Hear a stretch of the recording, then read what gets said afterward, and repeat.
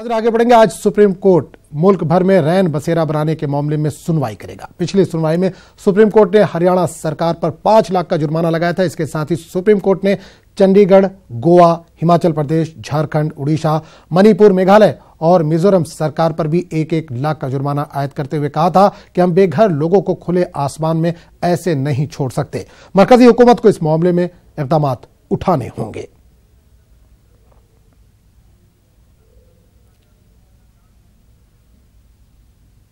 और खबर तेलंगाना और राजस्थान इंतखाबात से जुड़ी हुई।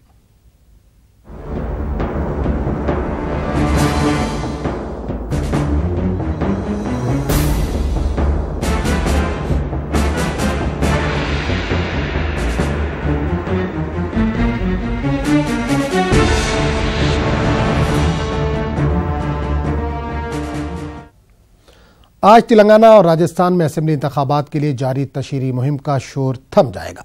शाम 5 बजे तक तमाम सियासी पार्टियां अवाम को राग़िब करने की आखिरी कोशिश करेंगी। राजस्थान में बीजेपी और कांग्रेस अपनी तमाम तर ताकत सर्व कर रही है, तो तेलंगाना में केसीआर को हराकर बीजेपी और कांग्रेस तारीख रकम करना चाहती हैं। राजस्थान और तेलंगाना में 7 दिसंबर को वोट डाले जाएंगे। मध्य प्रदेश और मिजोरम में वोट डाले जा चुके हैं। चारों असेंबली इंतखाबात में डाले गए वोटों की गिनती 11 दिसंबर को होगी।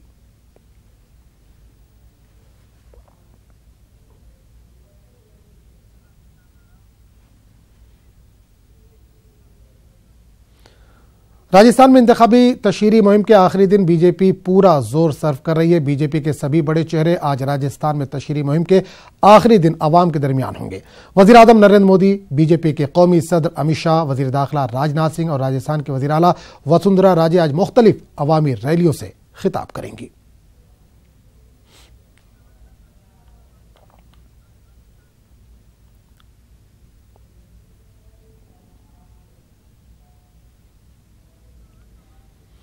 और इस पूरे मामले पर बात करने के लिए हम सीधे रुख करेंगे राजस्थान का, जहां से हमारे मध्य सचिन इस वक्त जुड़ रहे हैं।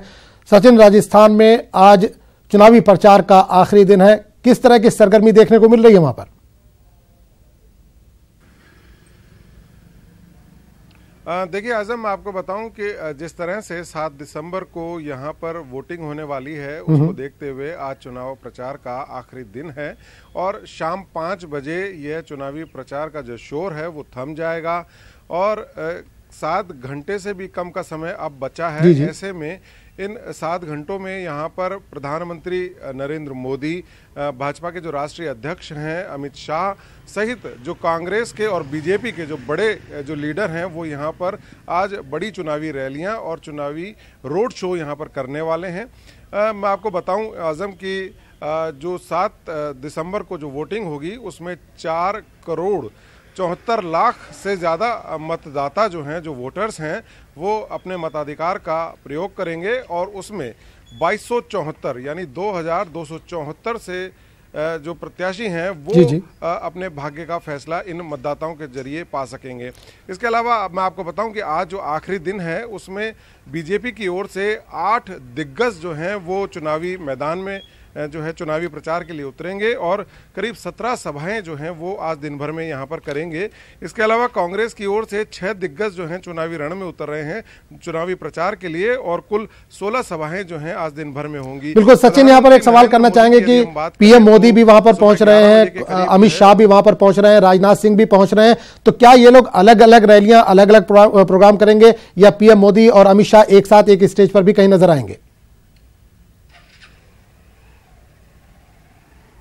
जी नहीं, बिल्कुल ऐसा नहीं होगा क्योंकि जबकि चुनावी प्रचार का समय काफ़ी कम बचा है, कुछ घंटे इसमें शेष बचे हैं, तो ऐसे में कम समय में ज़्यादा से ज़्यादा मतदाताओं तक किस तरह से पहुंचा जाए, वोटर्स को किस तरह से अपनी ओर किया जाए, उसकी कोशिश जो है पार्टी की होगी। और यही वजह है कि प्रधानमंत्री नरेंद्र मोदी यहां सुबह 11 बजे जो है वो पाली के सुमेरपुर में अपनी सभा करेंगे। इसके बाद वो यहां से दौसा चले जाएंगे, करीब दोपहर 1 बजे दौसा में उनकी सभा होगी।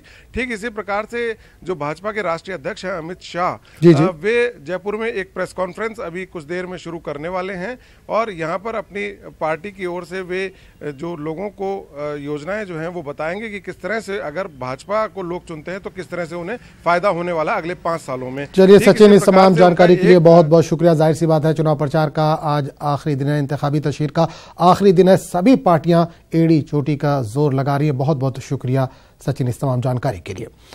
आगे बढ़ेंगे। आज राहुल गांधी तेलंगाना के दौरे पर। राहुल गांधी मुख्तलिफ मुकामात पर अवामी रैलियों से खिताब करेंगे। इससे पहले राहुल ने गदवाल में अपने खिताब के दौरान अवाम से वादा किया था कि अगर तेलंगाना में इनकी पार्टी जीत जाती है तो बेघर लोगों को 5 लाख रुपए घर बनाने के लिए दिए जाएंगे और हर मंडल में 30 बेड वाला अस्पताल कायम किया जाएगा।